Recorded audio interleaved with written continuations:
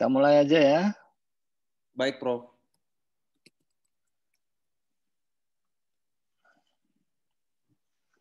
Ya.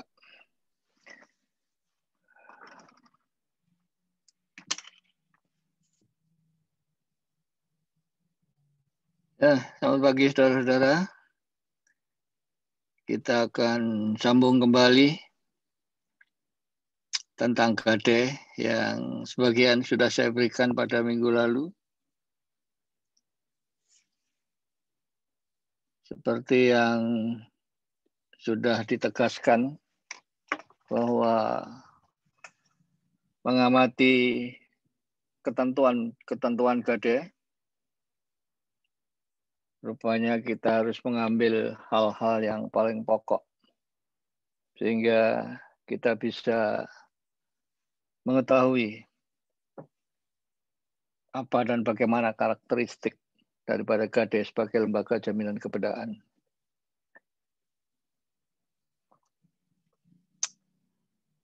Kalau tidak keliru kemarin kita sudah sampai pada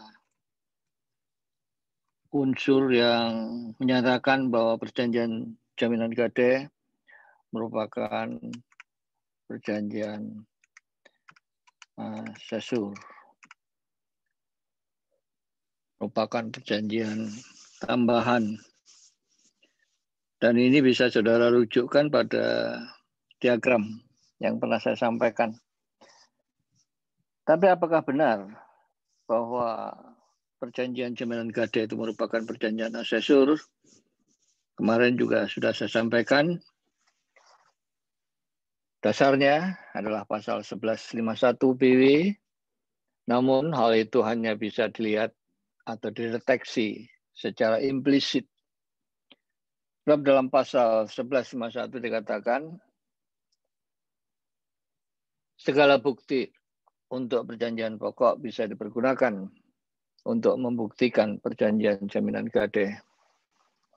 Sehingga dari narasi seperti itu, maka bisa disimpulkan bahwa perjanjian jaminan gadai itu merupakan perjanjian asesur.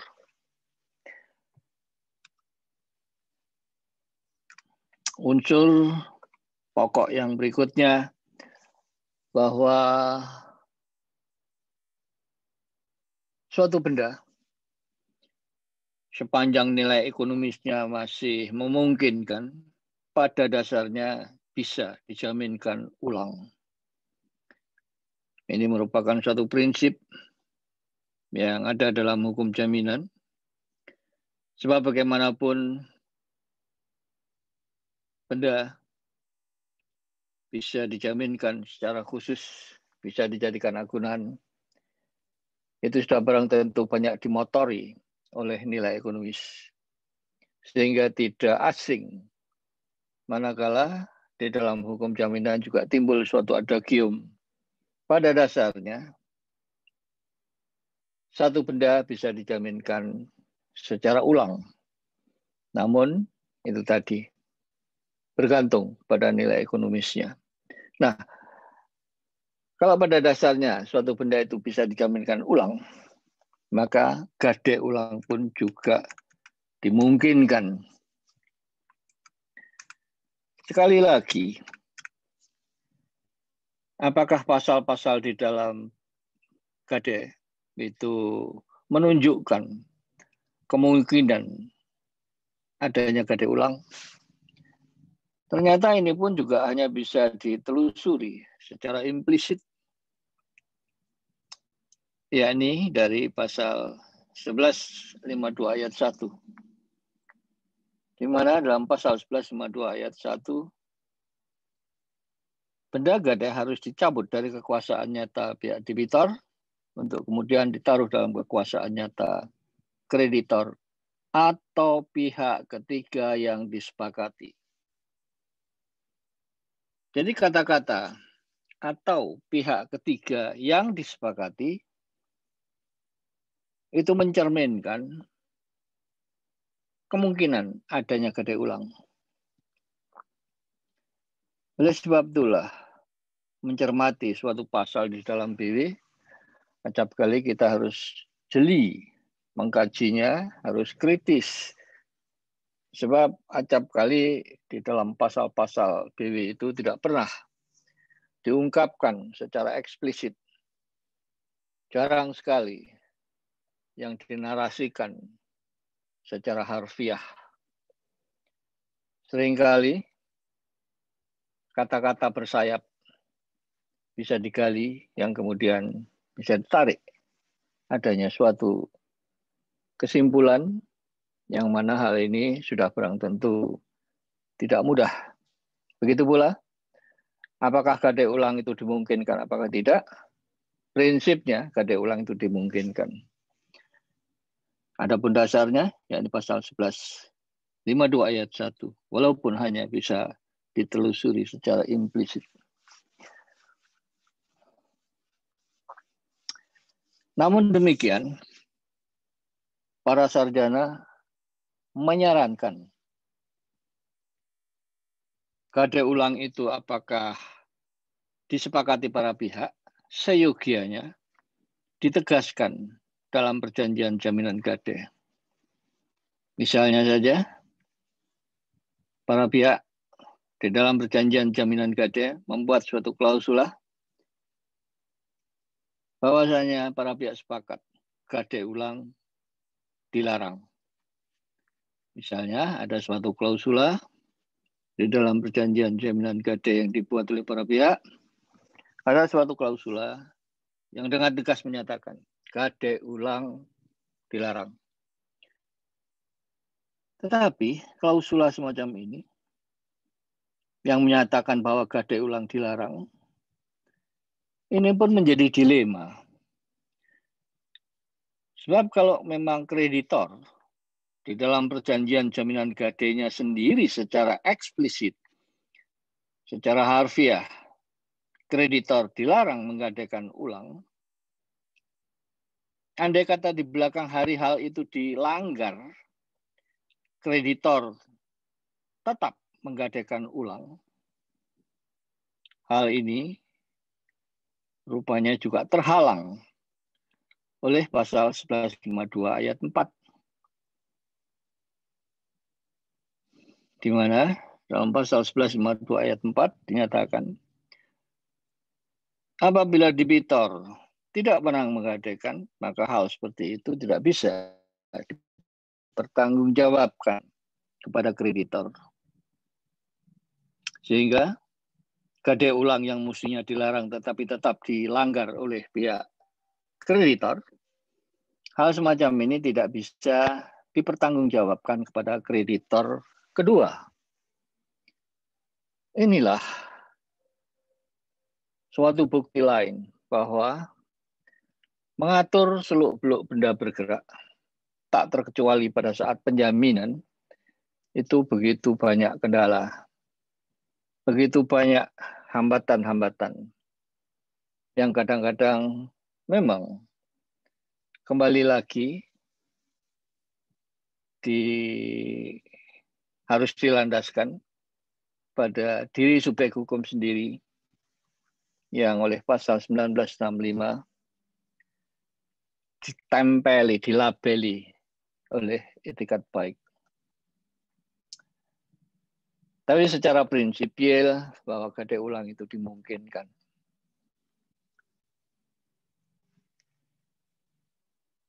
Unsur berikutnya yang perlu diwaspadai bahwa apabila debitor prestasi, maka kreditor tidak diperbolehkan memiliki sendiri objek gadai secara otomatis. Diperjanjikan sejak awal pun batal demi hukum. Hal ini bisa dilacak dari pasal 1154 BW.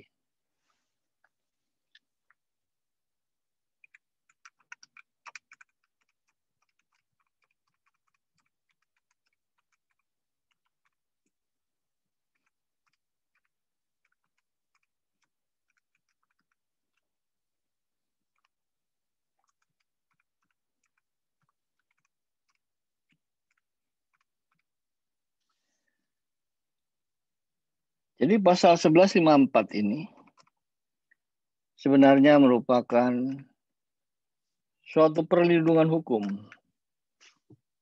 bagi debitor. Yang mana perlindungan hukum semacam itu karena termaktub di dalam undang-undang dalam hal ini pasal 1154 sesuai dengan konsep perlindungan hukum yang saya introdusir, maka sebenarnya pasal 1154 BW ini merupakan salah satu jenis perlindungan hukum eksternal. Kalau saudara pernah membaca buku saya, memang selama ini kalau para mahasiswa yang menulis tentang karya ilmiah di seputar hukum perdata, saya terusik tiap kali menyinggung perihal perlindungan hukum. Para mahasiswa yang berminat di bidang hukum perdata, kenapa selalu merujuk pada konsep perlindungan hukum kepunyaan Profesor Philippus Mandiriajon? Saya sangat menghargai Profesor Philippus Mandiriajon yang ahli di bidang hukum administrasi, yang kemudian mengintrodusir konsep perlindungan hukum preventif dan represif. Itu memang merupakan perlindungan hukum yang cocok karena sering dipakai oleh rekan-rekan yang berkecimpung di bidang hukum administrasi. Namun setiap kali saya membimbing suatu karya ilmiah, padahal karya ilmiah ini berorientasi pada hukum perdata, lalu menyinggung perlindungan hukum dengan menggunakan kacamata hukum administrasi, menurut pertimbangan saya tidak tepat. Oleh sebab itulah, saya memberanikan diri untuk membuat konsep perlindungan hukum yang sudah barang tentu dipandang dari segi hukum perdata. Sehingga saya secara pribadi punya konsep perlindungan hukum yang tentu saja dilihat dari kacamata hukum perdata. Seringkali makna perlindungan hukum itu sendiri masih simpang siur. Apa definisinya? Tentunya berbeda-beda. Tetapi bagi saya, secara singkat, apa yang dimaksud dengan perlindungan hukum adalah suatu sarana. Perlindungan hukum adalah suatu sarana pengayom terhadap hak yang dipunyai oleh sesuatu pihak yang memiliki kedudukan hukum.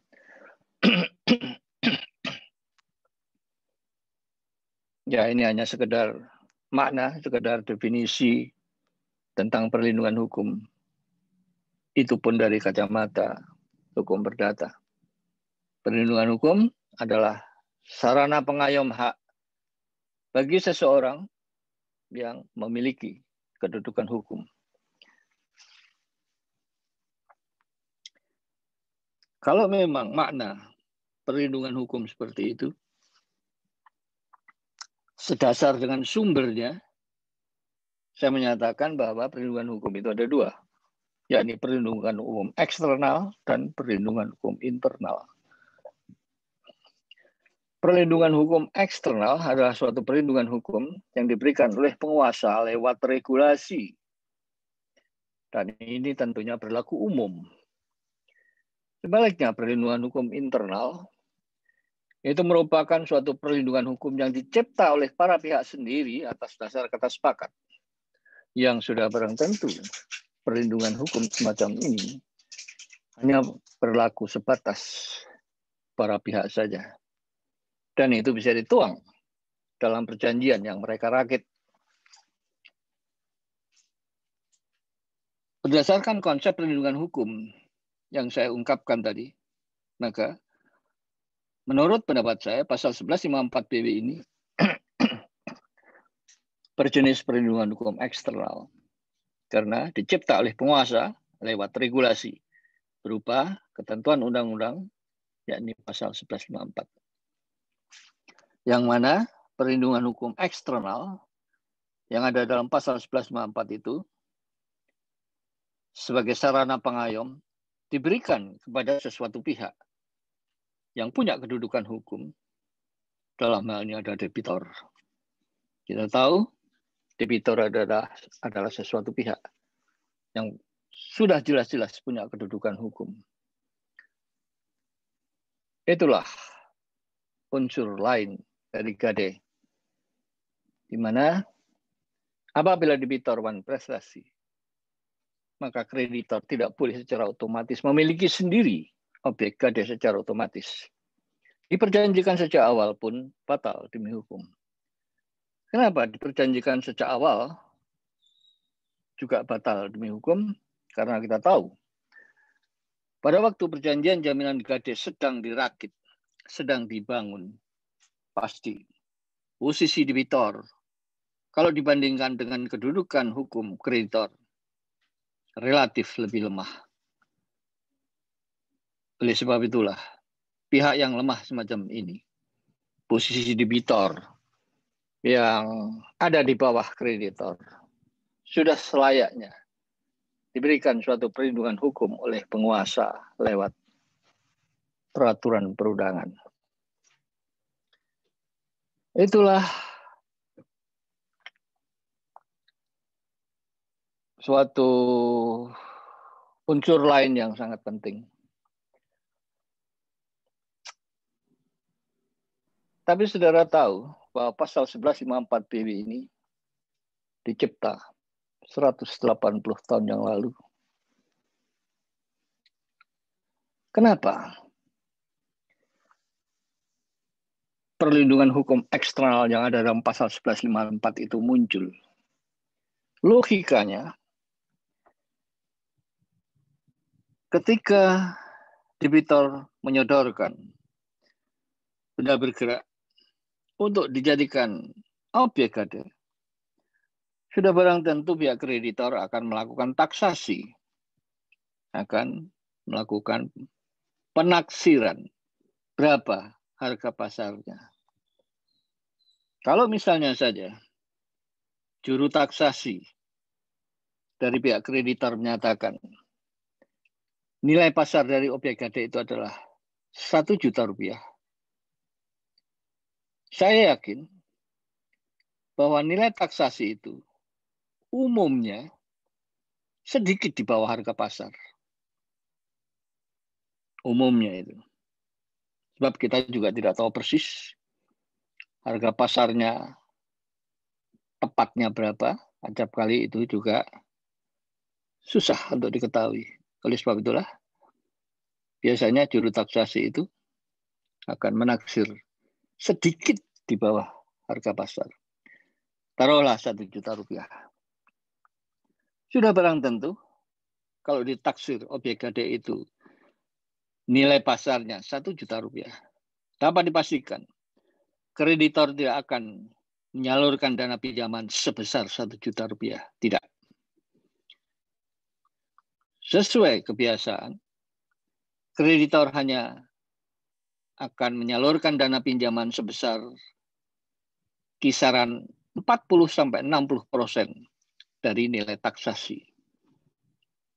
Jadi kalau ditaksir harga pasarnya 1 juta rupiah, maksimal kreditor hanya akan memberikan pinjaman 600.000 rupiah. 60% dari nilai taksasi. Nah, kalau harga pasarnya ditaksir 1 juta rupiah, lalu kreditor hanya memberikan yang maksimal 600.000 rupiah, di belakang hari ternyata debitor wanprestasi, andai kata pasal 1154 itu tidak ada, maka sudah barang tentu dimungkinkan suatu peluang kreditor meminta agar supaya objek gade itu otomatis menjadi miliknya. sepanjang debitor sudah melakukan wan prestasi. Kalau ini diperkenankan, jelas tidak adil. Mengapa tidak adil? Sebab bukankah kreditor hanya menyalurkan dana pinjaman sebesar Rp600.000 plus bunga, taruhlah Rp650.000. Kalau kemudian diizinkan secara otomatis memiliki sendiri objek gade saat debitor wan prestasi, bukankah dia beruntung? Hanya menyalurkan dana pinjaman Rp600.000 mendapatkan benda senilai Rp1 juta. Jelas ini tidak adil. Oleh sebab itulah lalu hadir pasal 1154 BW ini. Diperjanjikan sejak awal pun batal demi hukum. Itu sudah layak. Begitulah pola pikir para kodifikator 180 tahun yang lalu. Namun, di dalam perkembangan berikutnya, ada suatu pemahaman baru di mana piutang atas nama yang tergolong sebagai benda bergerak tak berwujud, manakala dijaminkan secara gade, dan itu memang dimungkinkan, ternyata kehadiran pasal 1154 itu tidak punya arti. Mengapa tidak punya arti? Sebab bukankah piutang atas nama itu secara letterlek sudah ada berapa nilai ekonomisnya. Sehingga pasal 1154 tidak punya arti dalam hal ini. Piutang atas nama itu tidak perlu ditaksir. Sebab nominalnya sudah tercantum di situ. Sehingga berapa besaran dana pinjaman akan dilakukan oleh kreditor, itu terserah pada pertimbangan kreditor sendiri. Lagi pula, penjaminan piutang atas nama yang merupakan benda bergerak tak berwujud seperti itu, pengaturan pasal gade di dalam BW ternyata tidak lengkap. Ini bisa dilihat dalam pasal 1153 BW. Sebab andai kata piutang atas nama dijadikan objek gade, mengikuti pasal 1153 BW melulu, maka posisi kreditor tidak akan diuntungkan. Sebab andai kata debitor wan prestasi, lalu kreditor saat jatuh tempo piutang atas nama itu menagih pada pihak ketiga, pasti akan ditolak. Sebab piutang atas nama itu masih atas nama debitor, sehingga kreditor tidak punya kewenangan untuk menagih pada pihak ketiga yang punya utang kepada debitor. Menyikapi hal semacam ini, sesuai perkembangan, maka ketika piutang atas nama dijadikan objek gade, sesuai dengan kesepakatan, lalu dibuatlah akta sesi. Dengan dibuatnya akta sesi sedasar dengan pasal 613 BW, berarti sejak ditandatanganinya perjanjian jaminan gade, maka objek gade berupa piutang atas nama itu otomatis menjadi hak miliknya kreditor. Apakah hal ini tidak bertentangan dengan pasal 1154? Seperti yang saya uraikan tadi, tidak.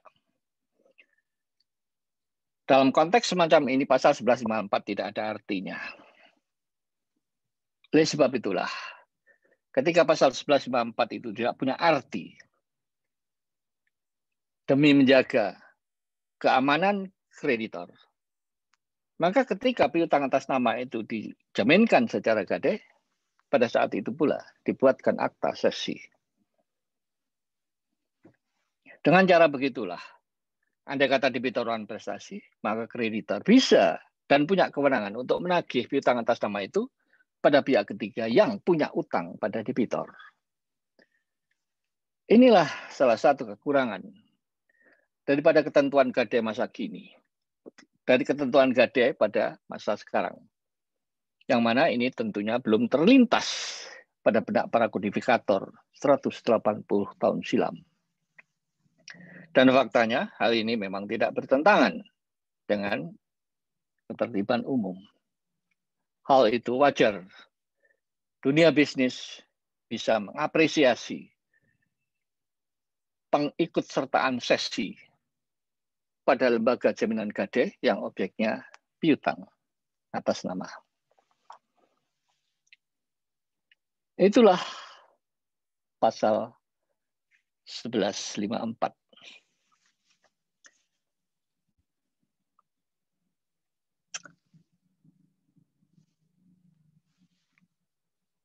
Ciri berikutnya tentang gade yang pokok, yakni bahwa di dalam lembaga gade ada yang disebut parate eksekusi. Eksekusi yang selalu siap untuk dilaksanakan. Parate eksekusi ini tanpa perlu titel eksekutorial, tanpa perlu campur tangan jurusita. Bahkan bisa dibilang parate eksekusi ini identik dengan kuasa mutlak. Di mana parate eksekusi ini bisa dilihat dalam pasal 1155 BB.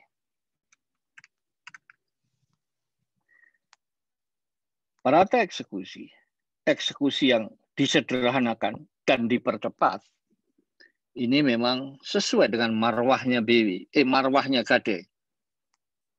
Di mana sudah sering saya katakan, karena gade ini objeknya adalah benda bergerak yang nilai ekonomisnya relatif kecil, maka jangan sampai terlalu ribet aturan-aturannya, sehingga hadirnya pasal 1155 BB sangat cocok untuk lembaga jaminan gade. Begitu debitor prestasi, maka kreditor atas kewenangannya sendiri diberi wewenang untuk menjual sendiri objek gade di hadapan umum. Jelas. Objek gade adalah milik debitor. Sedangkan kreditor hanya mempunyai hak jaminan kebendaan berupa hak gade. Namun, manakala debitor prestasi, maka ternyata pasal 1155, meskipun kreditor bukan pemilik benda, diberi wewenang untuk menjual sendiri objek gade di hadapan umum. Parate eksekusi ini jelas lahir dari undang-undang.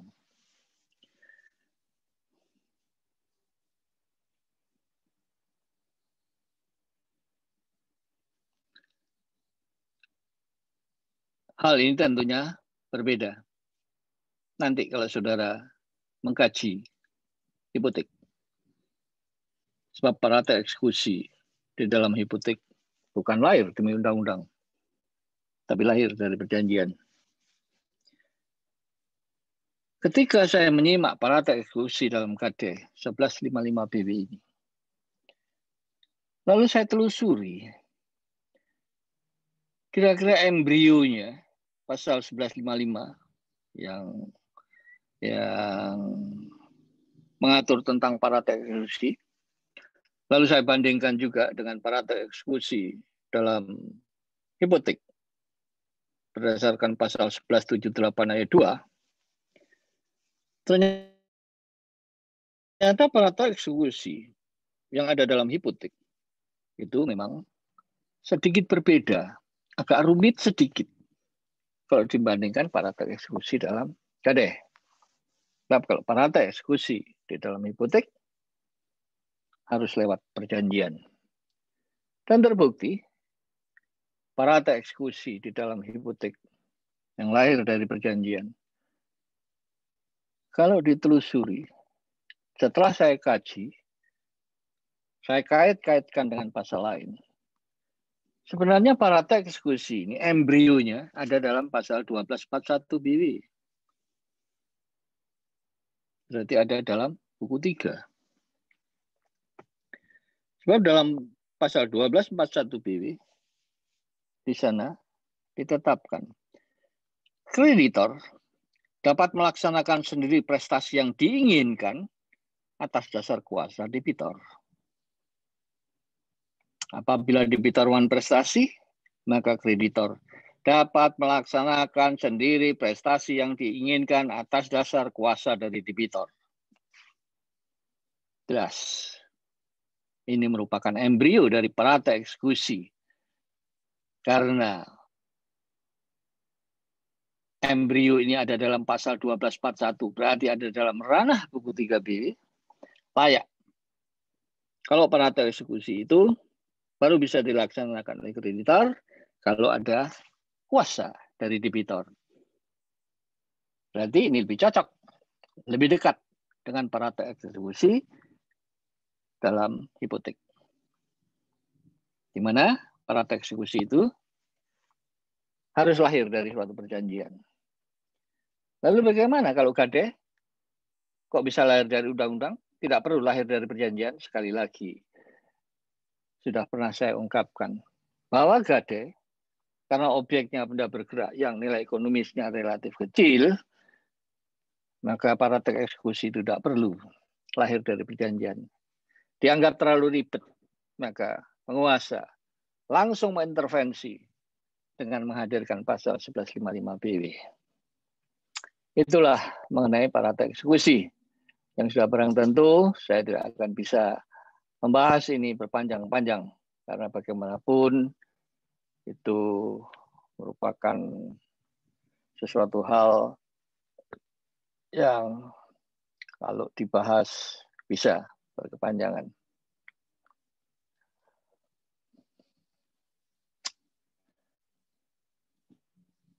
Kalau kita lanjutkan, ciri pokok dari gade yang berikutnya, bahwa hak gade lahir dari perjanjian. Bahwa hak gade lahir dari perjanjian. Hal ini bisa saudara konfirmasikan pada diagram yang pernah saya berikan. Kalau saudara kepingin bagaimana rincinya, silahkan saudara baca dalam buku saya. Sebab kalau hak gade lahir dari perjanjian, dan itu merupakan jaminan khusus, di mana kalau disandingkan dengan jaminan umum yang ada dalam pasal 1131, maka sebenarnya perjanjian jaminan gade ini merupakan suatu penyimpangan dari pasal 1131 BW. Dan menyimpangi undang-undang itu memang dimungkinkan dalam ranah hukum perdata sepanjang ketentuan itu berposisi sebagai recht reh. Sehingga menurut pendapat saya, meskipun pasal 1131 BW itu ada dalam ranah buku 2 BW yang didominasi oleh ketentuan-ketentuan yang berposisi sebagai recht, tapi ternyata menurut pendapat saya pasal 1131 BW itu tergolong sebagai recht, di mana pasal 1131 mengatur tentang jaminan umum, ternyata oleh BW sendiri dimungkinkan atas dasar kata sepakat para pihak memunculkan jaminan khusus. Nah, jaminan khusus ini hanya bisa dibangun untuk mencipta agunan, untuk mencipta benda gade, hanya lewat perjanjian jaminan kebendaan. Saya tidak bisa berpanjang-panjang mengenai hak gade lahir dari perjanjian. Ini terkait erat menurut pendapat saya dengan pasal 1131 BW.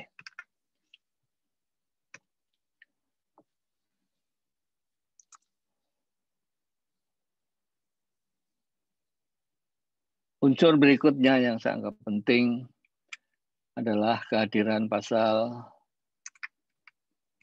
1159 ayat 2.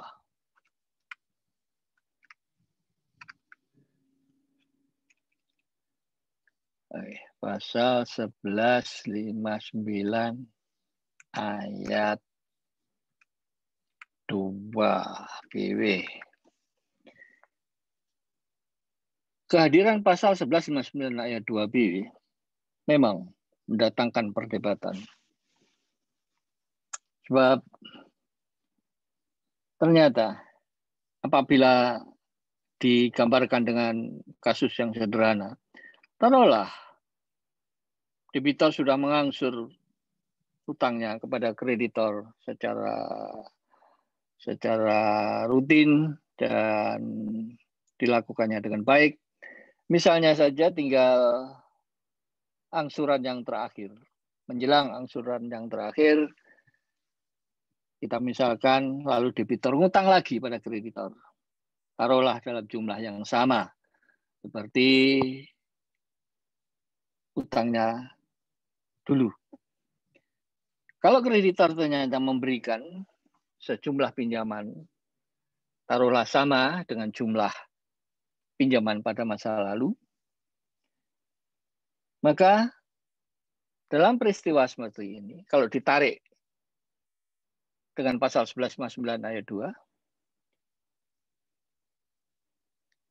andai kata debitor sudah melunasi utang yang pertama, karena cicilan yang terakhir ternyata juga dia bayar, timbul pertanyaan, apakah utang yang kedua itu dijamin dengan gade, apakah tidak?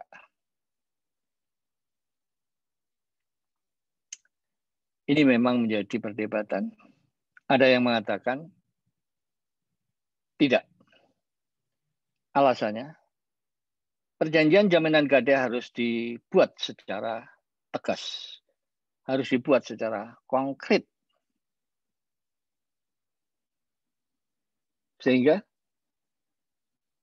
kalau berdasarkan pasal 1152 berdasarkan pasal 1159 ayat 2 BW, debitor belum lagi membayar lunas utangnya yang kedua, maka di dalam pasal itu dinyatakan bahwa kreditor gade tetap punya wewenang untuk menahan benda yang sudah ada di tangannya, yang semula merupakan objek gade.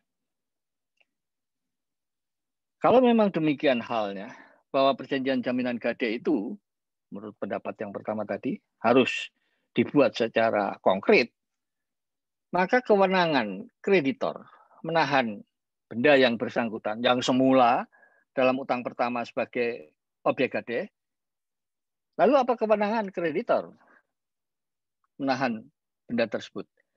Menurut pendapat pertama, itulah kewenangan yang didasarkan pada hak retensi. Artinya, menahan suatu benda sampai dengan pelunasan piutang dilakukan.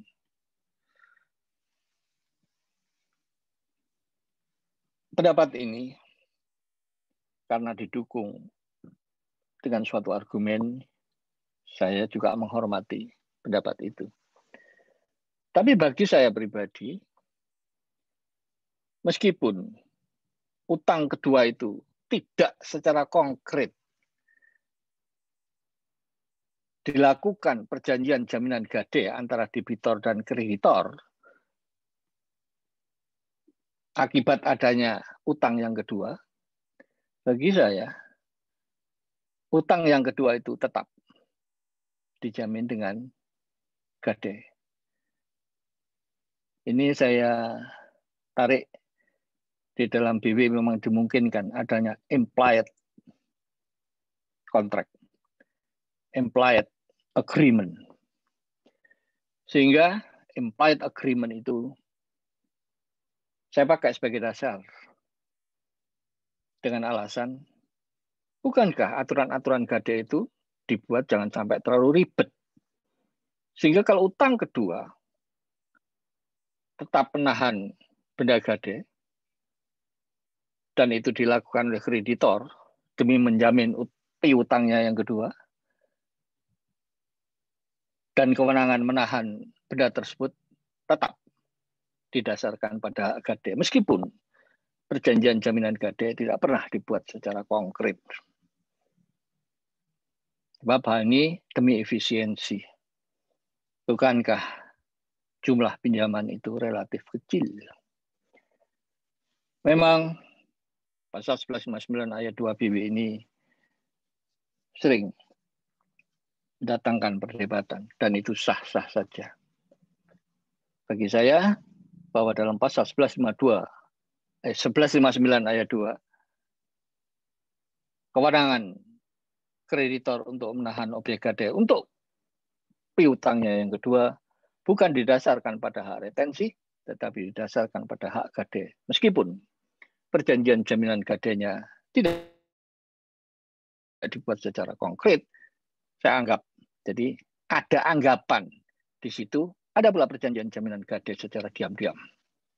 Begitu pendapat saya. Kira-kira mengenai pasal 1159 ayat 2 secara panjang lebar tidak mungkin untuk saya ungkapkan lebih lanjut. Yang tidak kalah pentingnya adalah unsur yang berikutnya, di mana kreditor harus bertanggung jawab terhadap hilang atau merosotnya nilai benda gadai. Dan ini bisa saudara lihat dalam pasal 1157. Kehadiran pasal 1157 BW ini memang sudah selayaknya, sudah sepatutnya. Sebab kita tahu persis, objek gadai ada dalam penguasaan kreditor. Maka siapapun yang menguasai suatu benda, khususnya tentang benda bergerak, maka dia harus bertanggung jawab terhadap hilangnya ataupun merosotnya nilai benda tersebut. Sehingga apabila di dalam perjalanan nilai benda gadai itu merosot, sudah barang tentu hal ini bisa dipertanggunggugatan kepada kreditor. Mengingat objeknya ada dalam penguasaan secara nyata pihak kreditor.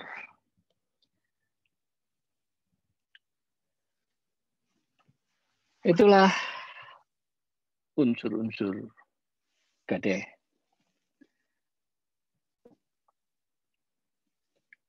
Saya ini juga lupa ingat nih.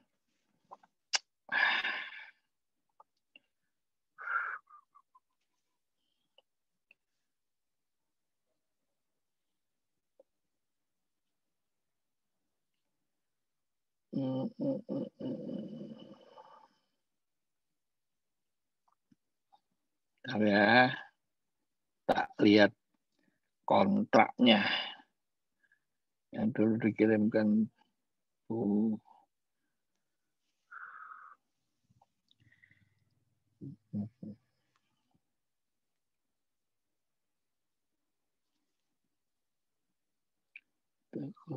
Lembaga jaminan.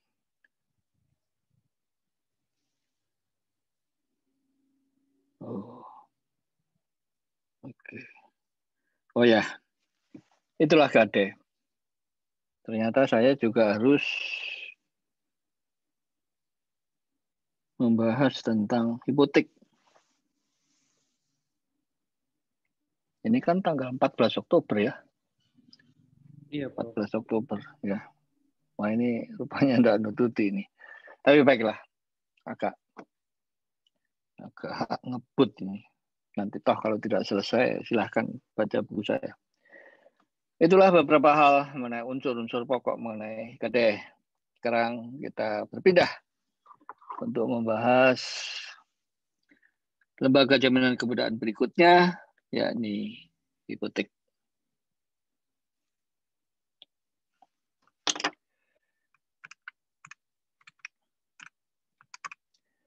Kita tahu sesuai dengan BW, hipotek ini objeknya adalah benda bergerak. Benda tidak bergerak. Nah, pengertian benda bergerak, aturan benda bergerak. Hipotek objeknya adalah benda tidak bergerak. Di dalam BW pasal yang mengatur benda tidak bergerak bisa saudara lihat dalam pasal 506, 507, dan 508. Mencermati 3 pasal 506, 507, dan 508 BW, ternyata benda tidak bergerak dalam BW itu fokusnya adalah tanah. Padahal kita tahu persis tanah untuk masa sekarang di Indonesia diambil alih oleh Undang-Undang Pokok Agraria, oleh UPA.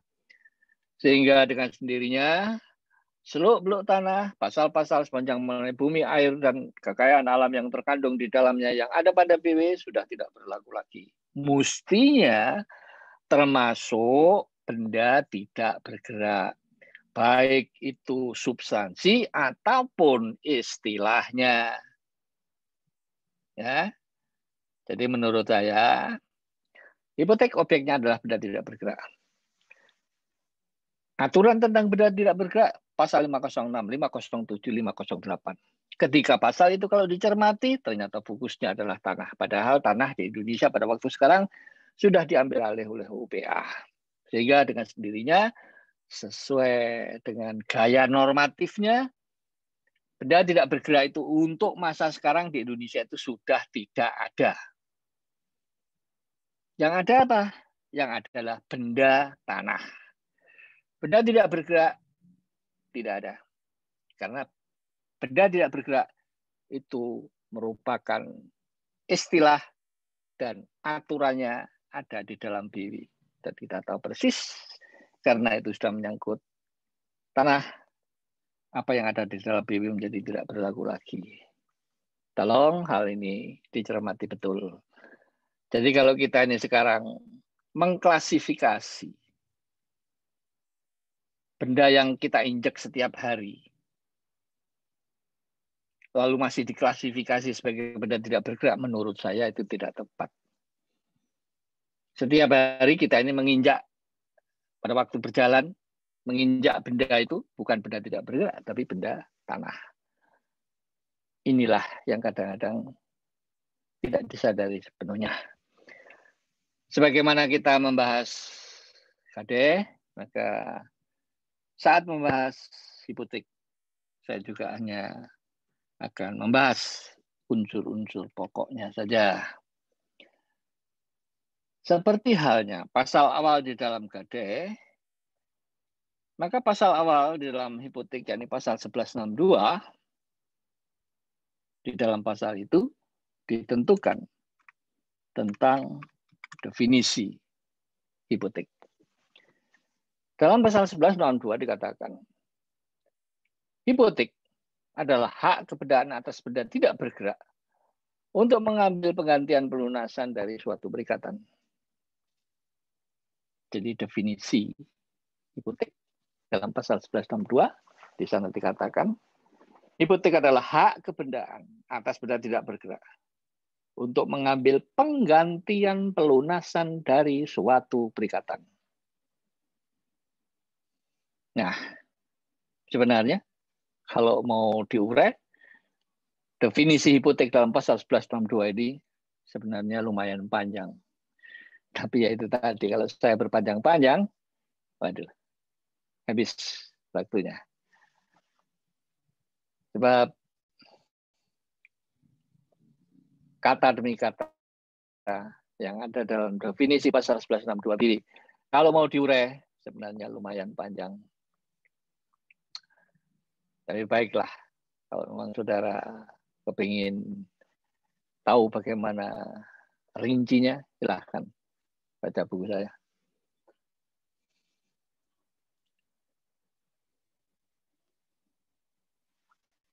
Ciri yang kedua, bahwa objek hipotek adalah benda tidak bergerak.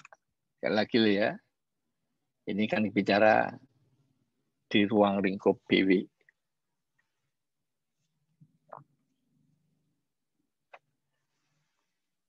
Objek hipotek adalah benda tidak bergerak. Hal ini bisa saudara lihat dalam pasal 1162 dari definisi tadi. Juga bisa dilihat dan dikaitkan dengan pasal 1167. Yang mana ini pernah saya singgung pada waktu menjelaskan tentang KD. Jadi objek hipotek itu adalah benda tidak bergerak. Hal ini bisa dideteksi lewat pasal 1162 juga. Pasal 1167. Kita tahu 1162 itu tadi kan menjelaskan tentang definisi hipotek. Sedangkan 1167 pernah kita singgung pada waktu kita membahas gade. Benda bergerak tidak bisa dibebani dengan hipotek. Nah, itu memberikan pertanda ditafsir secara a contrario, maka objek hipotek itu adalah benda objek hipotek itu adalah benda tidak bergerak. Nah, saya sendiri juga tidak bisa konsentrasi kalau sudah terburu-buru begini nih ya. Tidak apa-apa. Kalau saudara kembali merujuk pada diagram yang pernah saya sampaikan dulu, kebetulan contohnya yang dipakai sebagai contoh sama, yakni hipotek. Dari diagram, saudara tahu bahwa hak hipotek itu merupakan hak kebendaan. Dari diagram, saudara sudah bisa tahu bahwa hak hipotek ini merupakan hak kebendaan.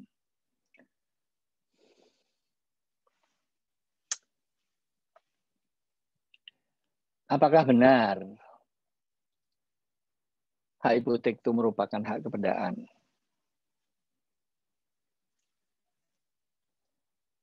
Sebenarnya di dalam pasal-pasal hipotek ada dua jenis pasal yang mengekspresikan bahwa hak hipotek itu merupakan hak kebendaan. Yakni ada pasal yang secara eksplisit mengatakan bahwa hak hipotek itu merupakan hak kebendaan. Yang secara eksplisit bisa saudara lihat dalam pasal 1162 BW. Hak hipotek adalah hak kebendaan atas benda tidak bergerak untuk mengambil penggantian pelunasan dari suatu perikatan. Jelas itu. Pasal 1162 menyebut dengan tegas bahwa hak hipotek itu merupakan hak kebendaan.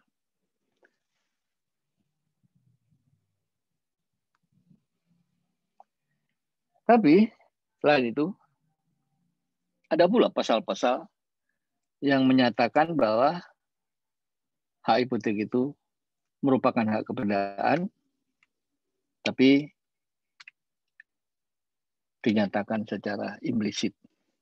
Jadi kalau dalam pasal 1162 itu dinyatakan secara eksplisit. Sebaliknya, kalau dalam pasal-pasal berikut dinyatakan secara implisit. Dan pasal-pasal itu bisa disebutkan misalnya dalam pasal 1163 ayat 2. Ini dalam pasal 1163 ayat 2. Di mana di situ dikatakan hak hipotek akan tetap membebani bendanya ke tangan siapapun benda itu berada. Dalam pasal 1163 ayat 2 bernarasi bahwa hak hipotek tetap membebani bendanya ke tangan siapapun benda itu berada. Berarti dalam pasal 1163 ayat 2 itu tercantum asas droit de suite.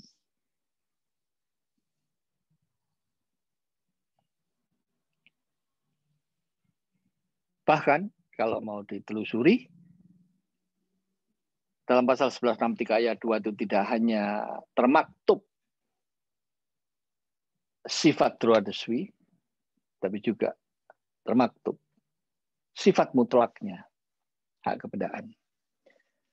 Selain pasal 1163 ayat 2, pasal lain yang secara implisit menyatakan bahwa hak hipotek itu merupakan hak kebendaan adalah pasal 1198. Di mana dalam pasal 1198 ini dikatakan bahwa kreditor dapat menuntut hak hipoteknya atas benda tidak bergerak di tangan siapapun benda itu berada. Kreditor dapat menuntut hak hipoteknya atas benda tidak bergerak di tangan siapapun benda itu berada. Berarti di sini selain ada sifat mutlak, juga ada droit de suite. Inilah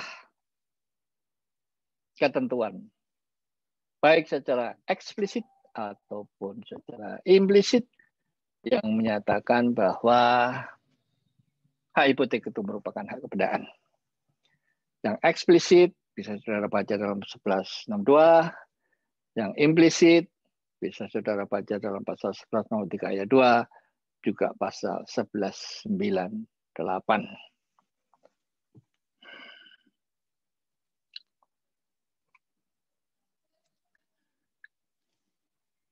Unsur yang keempat, bahwa di dalam hipotek, dan itu merupakan salah satu ciri pula dari hak kebendaan pada umumnya, bahwa di dalam hipotek ada asas spesialitas. Bahwa di dalam hipotek ada asas spesialitas.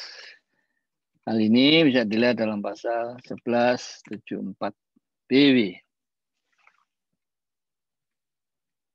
Apa maknanya asas spesialitas sebagaimana termaktub dalam pasal 1174? Bahwa benda jaminan itu harus tertentukan dengan jelas. Dalam arti ciri-cirinya harus pasti. Nah, ini biasanya kalau di dalam akta itu misalnya saja dirakit dengan suatu kalimat, objek hipotek yang dikenal terletak di jalan raya nomor 1, di sebelah utara berbatasan dengan jalan raya, di sebelah barat berbatasan dengan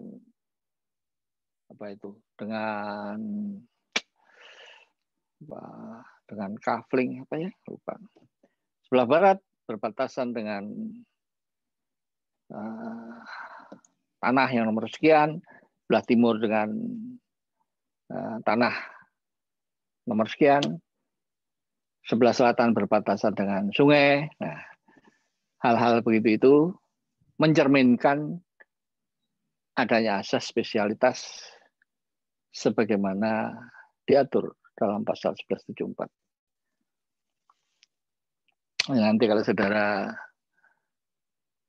jadi PPAT akan lebih pintar mengemas kata-katanya.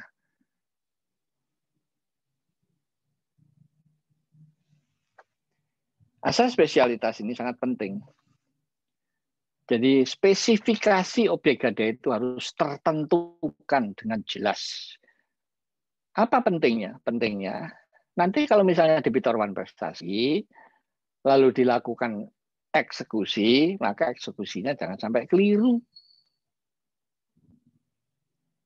Sebab kalau keliru kan akan merugikan orang lain, akan merugikan pihak lain, dan itu sudah barang tentu tidak dikehendaki oleh siapapun.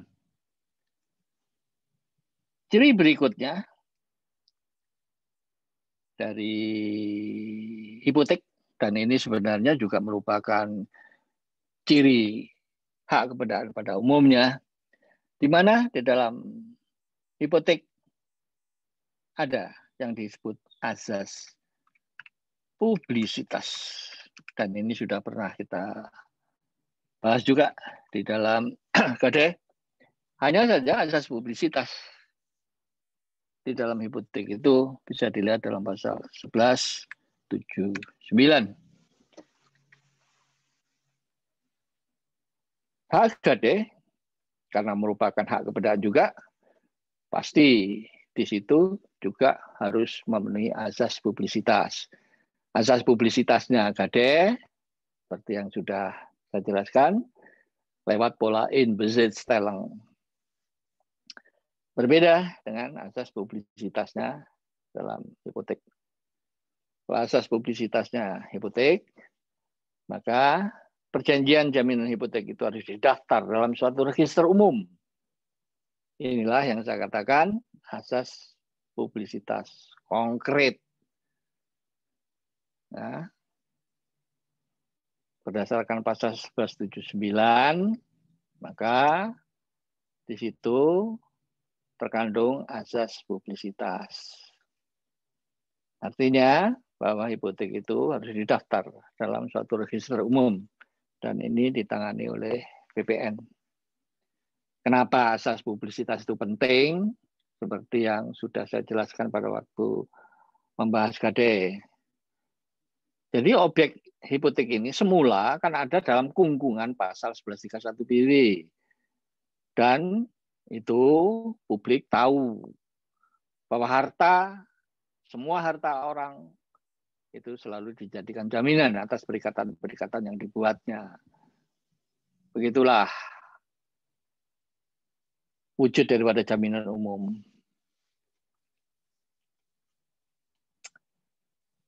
Tapi kalau kemudian atas dasar kata sepakat kreditor dan debitor mengeluarkan salah satu benda hak miliknya debitor untuk diikat secara khusus dengan suatu perjanjian jaminan kebendaan, dalam hal ini perjanjian jaminan hipotek, maka sudah barang tentu dengan dikeluarkannya benda tidak bergerak dari kungkungan pasal 1131 BW seperti itu juga harus dipublikasikan kepada pihak ketiga. Nah, publikasinya lewat pasal 1179 BW, yakni harus didaftar dalam satu register umum.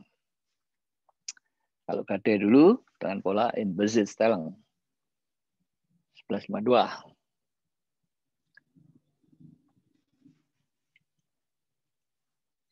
Kalau kemudian kita lanjut pada ciri berikutnya,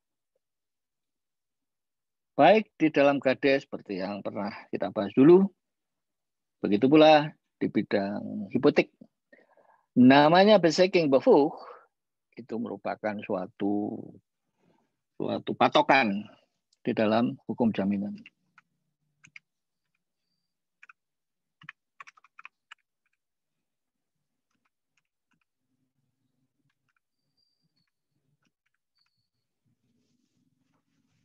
Beschikkingsbevoeg. Hal ini dalam KD ada dalam pasal 1168. Dalam hipotek ada dalam pasal 1168. Dulu juga pernah saya utarakan bahwa yang menang menjaminkan sebuah benda adalah pemilik. Kenapa pemilik? Saudara bisa tahu, itu bisa ditarik dari pasal 570 BW. Nah, Beschikkingsbevoeg semacam ini, kalau dalam hipotek, memang bisa dideteksi, bisa dilaksanakan secara akurat. Sebab hipotek itu hanya bisa diletakkan oleh pemilik saja. Karena pemiliklah yang punya Beschikkingsbevoeg terhadap benda tidak bergerak tersebut. Hanya saja kadang-kadang timbul pertanyaan, kenapa sih yang menang menjaminkan itu kok pemilik? Intinya di sana. Mengapa yang menang menjaminkan sebuah benda itu kok pemilik? Kita tahu. Yang menang mengasingkan sebuah benda hanyalah pemilik. Kalau kemudian dalam hukum jaminan timbul ada gium baru, yang menang menjaminkan adalah pemilik, tidak lain tidak bukan, karena atau argumentasinya, menjaminkan itu bisa jadi merupakan langkah awal untuk mengasingkan benda. Saya ulangi, yang menang mengasingkan sebuah benda adalah pemilik. Itu ada gium dalam hukum pada umumnya. Tapi kenapa? Kalau sekedar menjaminkan juga Yang menang pemilik saja. Asumsinya, argumentasinya. Sebab menjaminkan itu bisa jadi merupakan langkah awal untuk mengasingkan benda.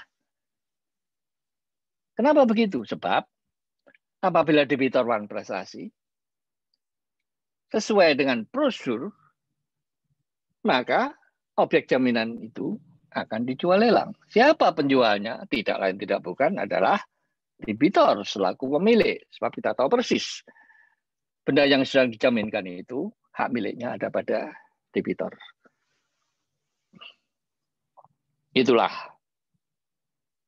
kalau mau dicari apa rasio legisnya sehingga yang menang menjaminkan sebuah benda hanyalah pemilik. Begitu pula yang menang menjaminkan benda dengan hipotek hanyalah pemilik. Dan itu bisa dilihat dalam pasal 1168.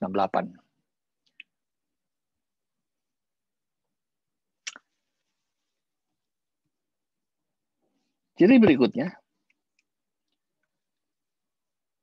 bahwa hipotek hanya bisa dibebankan pada benda yang sudah ada.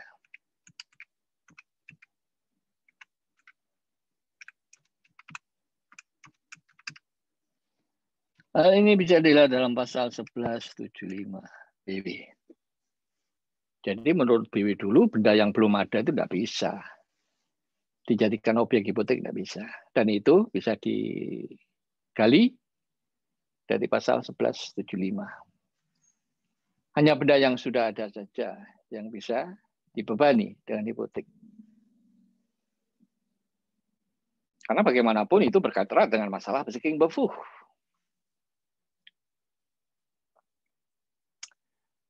Tetapi kehadiran pasal 1175 BW ini untuk masa sekarang sebenarnya sudah harus ditinggalkan.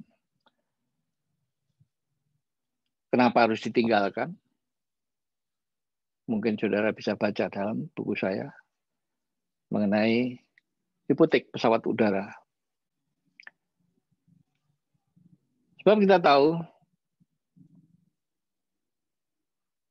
hipotek yang menurut B dulu objeknya benda tidak bergerak yang berfokus pada tanah. Dengan berlakunya OPA, maka hipotek tidak lagi menjangkau tanah. Sebaliknya tanah, kalau dijaminkan pakai hak tanggungan. Tapi ini jangan diasumsikan bahwa dengan berlakunya undang-undang hak tanggungan, dengan berlakunya hak tanggungan, berarti hipotek itu lenyap dari tata hukum Indonesia. Itu tidak benar. Tidak benar.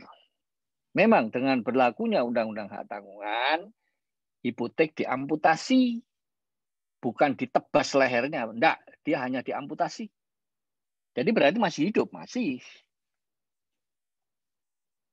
Jadi dia hanya diamputasi. Untuk tanah dia tidak lagi diberi peluang. Tidak lagi diberi kesempatan.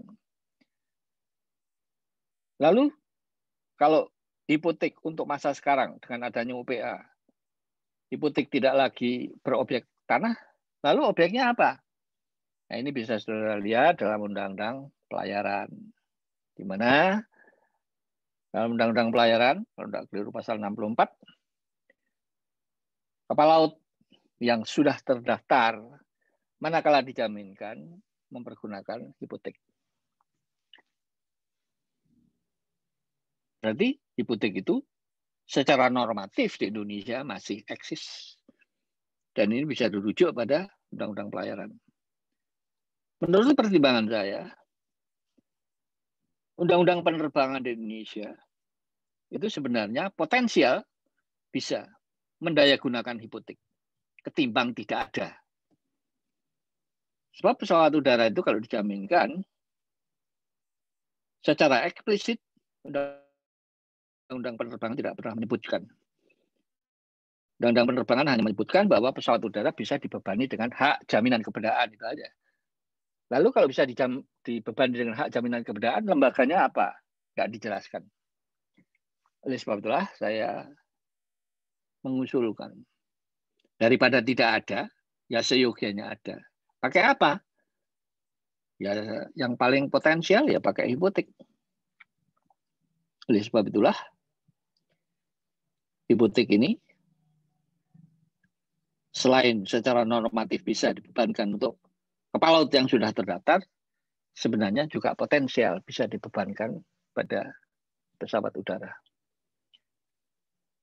Nah, karena sekarang hipotek itu objeknya secara normatif kapal laut yang sudah terdaftar dan bisa pula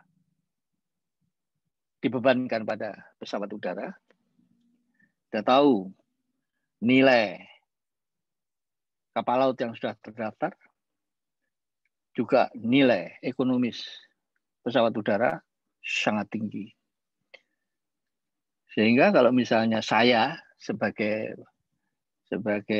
apa ya, pebisnis yang punya maskapai penerbangan mau beli pesawat udara, mau beli misalnya kapal laut baru, pesen ke pabriknya,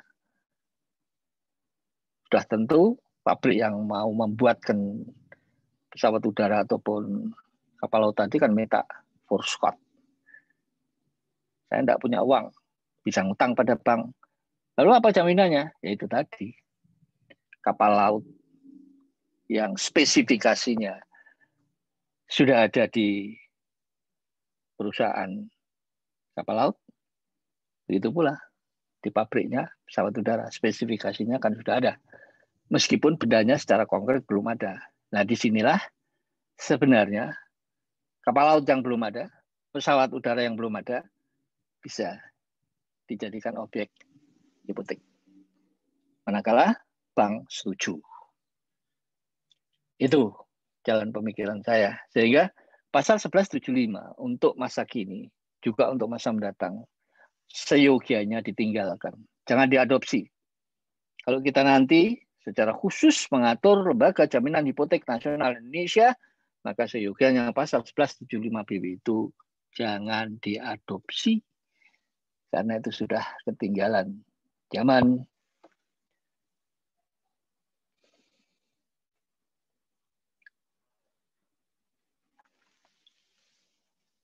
Itulah pasal 1175.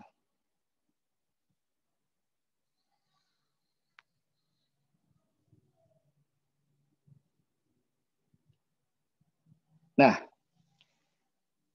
sekarang kita menginjak pada ciri berikutnya, yang ke-8. Bahwa hipotek itu untuk menjamin sejumlah utang tertentu.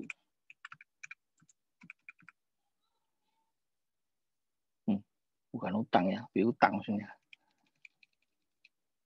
Bahwa hipotek itu untuk menjamin sejumlah piutang tertentu. Dan sudah barang tentu, jumlah ini harus dicantumkan di dalam perjanjian jaminan hipotek. Kenapa perlu dicantumkan dalam perjanjian jaminan hipotek? Sebab bukankah perjanjian jaminan hipotek nanti demi memenuhi asas publisitas kan didaftarkan dalam suatu register umum. Sehingga pihak ketiga dengan melihat register umum akan segera tahu seberapa besar preferensi yang dimiliki oleh kreditor hipotek. Jadi pihak ketiga perlu tahu. Ada kalanya memang harus diberi peluang untuk tahu. Harus diberi akses untuk tahu seberapa besar preferensi kreditor hipotek. Ini tidak lain tidak bukan, misalnya saja, untuk mengantisipasi adanya hipotek ulang.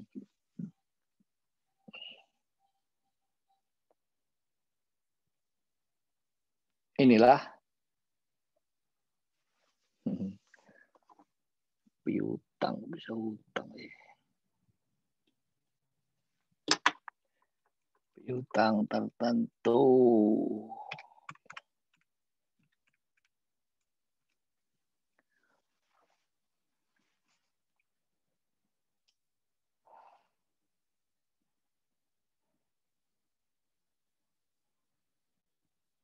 Itulah piutang tertentu yang harus dicantumkan dalam perjanjian jaminan hipotek. Dan ini bisa saudara lihat di dalam pasal 1176. Sebab dalam pasal 1176 itu diminta piutang tertentu itu jumlahnya berapa.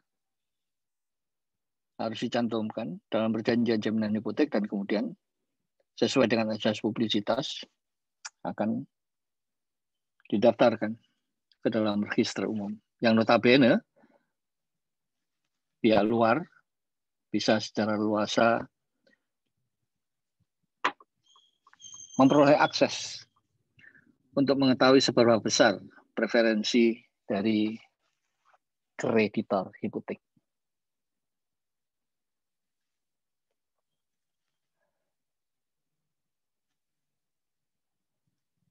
Unsur yang ke-9 bahwa hipotek itu meliputi segala macam perbaikan dan tambahan dari objek hipotek. Jadi hipotek itu meliputi segala tambahan, segala perbaikan dari objek hipotek. Hal ini bisa dilihat dalam pasal 1165. Hal ini tentu saja tidak lepas dari asas asesi yang dikenal dalam PW. Misalnya saja, ini menurut hipotek dulu ya. Saya menjaminkan sebidang tanah kosong yang kemudian dibebani hipotek untuk jangka waktu 10 tahun. Akan saya bayar kembali utang saya itu dalam jangka waktu 10 tahun. Baru 2 tahun tanah itu, tanah kosong tadi saya bebani dengan hipotek, lalu saya bangun sebuah rumah. Maka dengan sendirinya rumah itu otomatis ikut terbebani hipotek. Karena ada asas-asasi dalam diri. Sehingga segala sesuatu yang melekat di atas tanah itu, karena itu menjadi hak milik saya, dengan sendirinya, karena hak milik saya itu sudah dibebani dengan hipotek, otomatis rumah yang saya bangun juga ikut terbebani. Sehingga andai kata di belakang hari saya wan prestasi, tanah beserta rumah akan dijual lelang. Itulah konsekuensi dari pasal 1165 BW.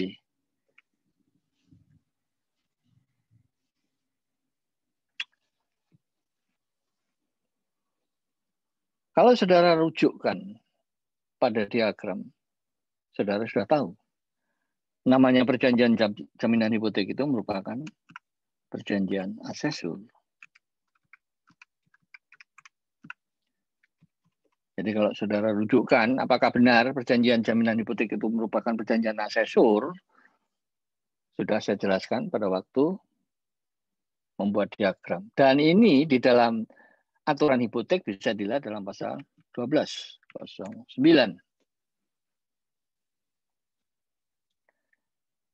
Tapi pasal 1209 yang bisa ditarik bahwa perjanjian jaminan hipotek itu merupakan perjanjian asesor itu hanya bisa digali secara implisit. Sebab dalam pasal 1209 di sana dikatakan hipotek hapus karena berakhirnya perjanjian pokok. Tuh, sekali lagi hanya bisa diketahui secara implisit. Hipotek hapus berakhir karena perjanjian pokoknya berakhir. Kan kita tahu, perjanjian jaminan hipotek merupakan perjanjian asesor. Kalau perjanjian pokoknya berakhir, maka perjanjian asesor pun juga berakhir. Nah, itu tercerminkan dari pasal 1209.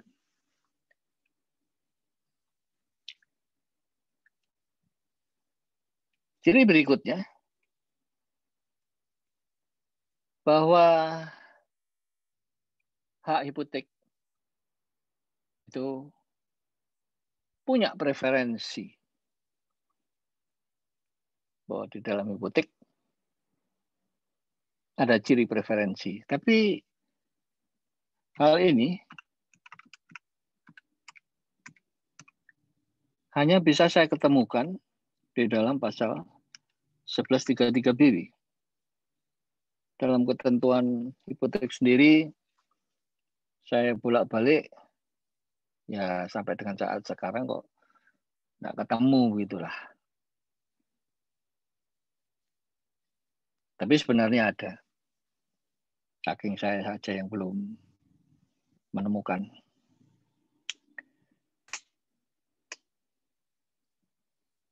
Jadi dalam hipotek itu ada ciri preferensi. Tapi hal ini saya deteksi ada dalam pasal 1133 BW. Sebab di sana dikatakan piutang-piutang istimewa adalah privilege, gade, dan hipotek.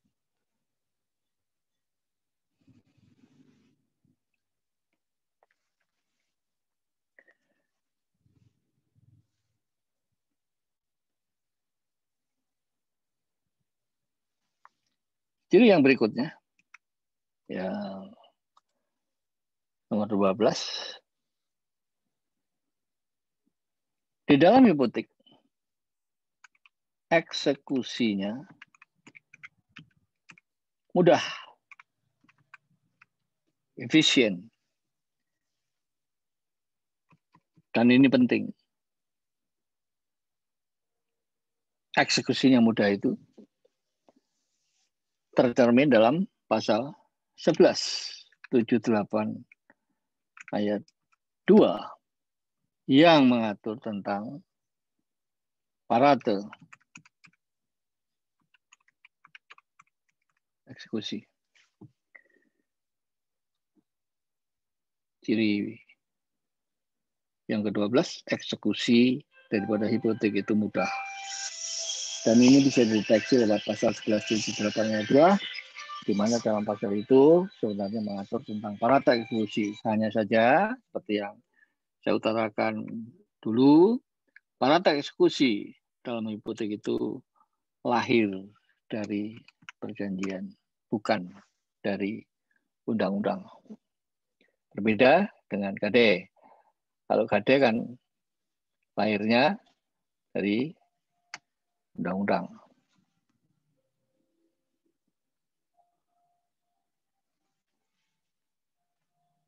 Jadi berikutnya, bahwa hak hipotek itu hanya berisi hak untuk mengambil pelunasan piutang, bukan hak untuk memiliki. Jadi hak hipotek itu isinya hak untuk mengambil pelunasan, bukan hak untuk memiliki objek hipotek apabila debitor wan prestasi. Hal ini bisa dilihat dalam pasal 1178. Jadi andai kata debitor wan prestasi, maka kreditor tidak boleh secara otomatis memiliki sendiri objek hipotek. Tidak boleh. Sebab bagaimanapun, hak milik objek hipotek tetap ada pada debitor. Sedangkan kreditor hanya punya hak jaminan keberadaan konkretnya berupa hak hipotek. Sehingga kalau debitor wan prestasi, maka dengan sendirinya haknya kreditor hipotek hanya sebatas pada hak jaminan kebendaan saja berupa hak hipotek. Sehingga hak hipotek itu intinya hanya berisi hak untuk mengambil pelunasan piutang, bukan hak untuk memiliki. Barang tentu ketentuan ini bersifat mutlak. Tidak bisa disimpangi. Bagaimanapun, posisi debitor yang lemah perlu diberikan suatu perlindungan hukum, dan rupanya pasal 1178 BW ini menurut konsep saya tergolong sebagai perlindungan hukum eksternal, seperti halnya 1154 di dalam KDE.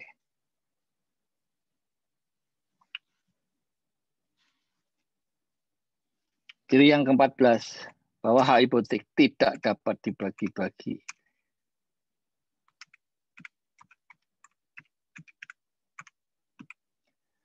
bahwa hak hipotek tidak dapat dibagi-bagi. Hal ini pernah saya utarakan pada waktu saya membahas beberapa penggolongan benda di dalam PW. Apa artinya bahwa hak hipotek itu tidak dapat dibagi-bagi? Artinya, dengan dilunasinya sebagian utang tidak membawa serta terbebaskannya objek hipotek. Hak hipotek tidak dapat dibagi-bagi. Artinya, dengan dilunasinya sebagian utang tidak membawa serta terbebaskannya sebagian dari objek hipotek. Berarti sebenarnya utang itu menindih seluruh objek hipotek. Sehingga walaupun sudah dilunasi sebagian, itu bukan berarti sebagian dari objek hipotek itu menjadi terbebaskan karenanya. Enggak. Begitulah yang dimaksud oleh pasal 1163 PW. Namun, menurut pengamatan saya, baik pasal 1160 ataupun 1163 itu sebenarnya merupakan regelenreh, tapi regelenreh yang agak sempit gitu ya. Ini bisa disimpangi. Dibayar sebagian, minta sebagian dibebaskan. Itu sebenarnya bisa saja sepanjang kreditor setuju.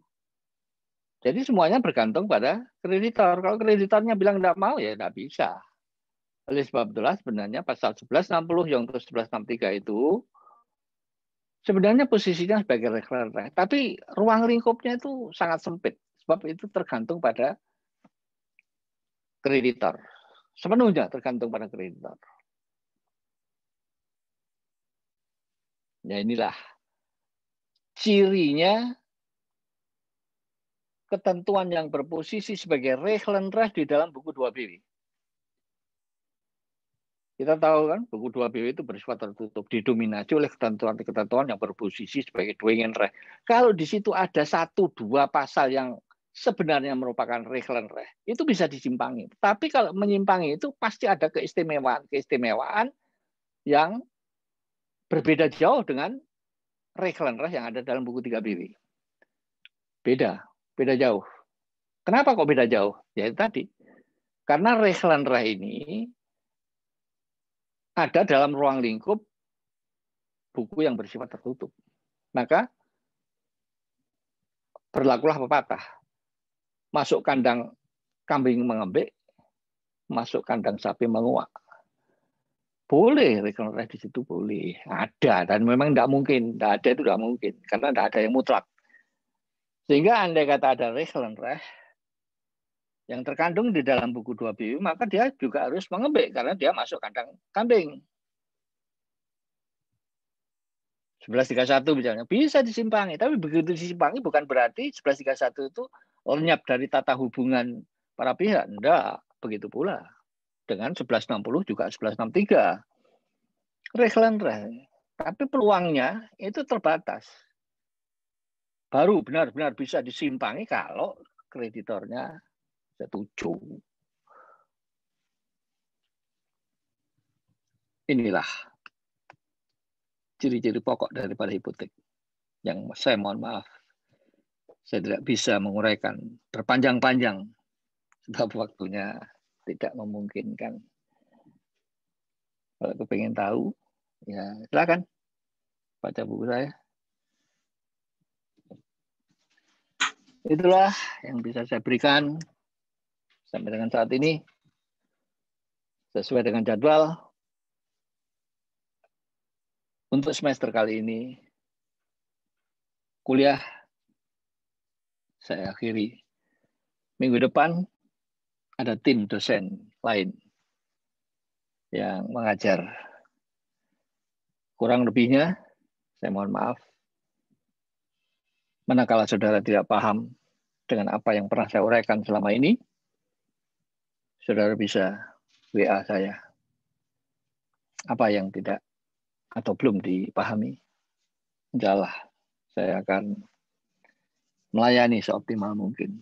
Atau kalau saudara berkenan, ya silakan baca buku saya. Sebab sebenarnya apa yang saya uraikan ini, detailnya, rincinya, ya sudah saya tuangkan dalam buku-buku saya itu.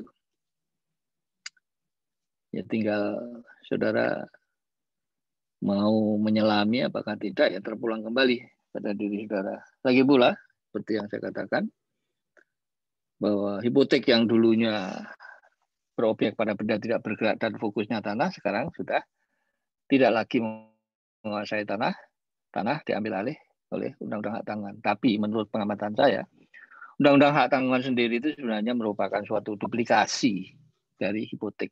Di sana-sini diberikan suatu perubahan-perubahan untuk menyesuaikan diri dengan hukum adat yang dipakai sebagai landasan OPA. Sebenarnya ciri-ciri daripada hak tanggungan itu tidak jauh beda dengan ciri-ciri pokok seperti yang saya uraikan pagi ini.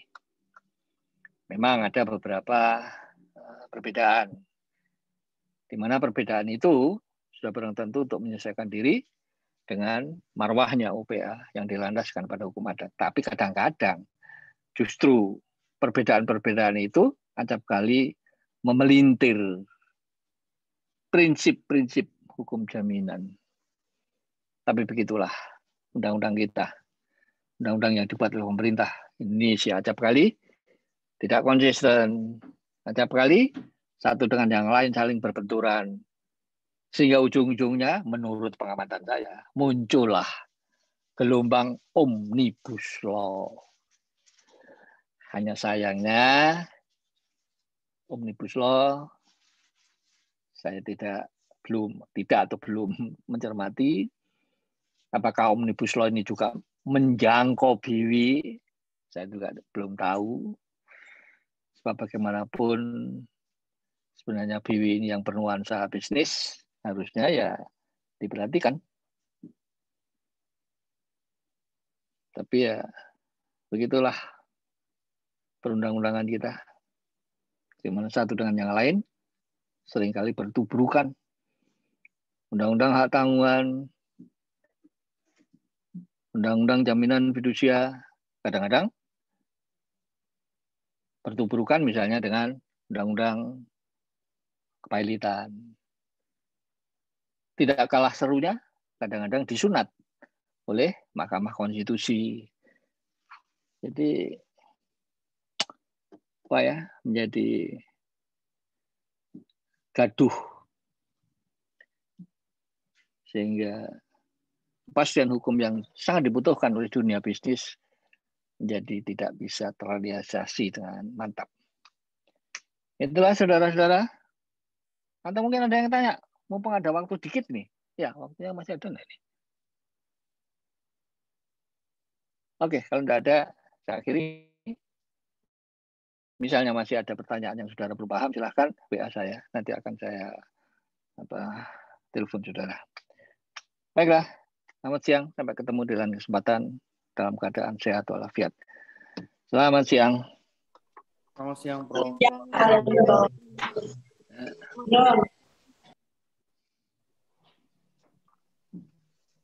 Terima kasih, Prof. Sama-sama.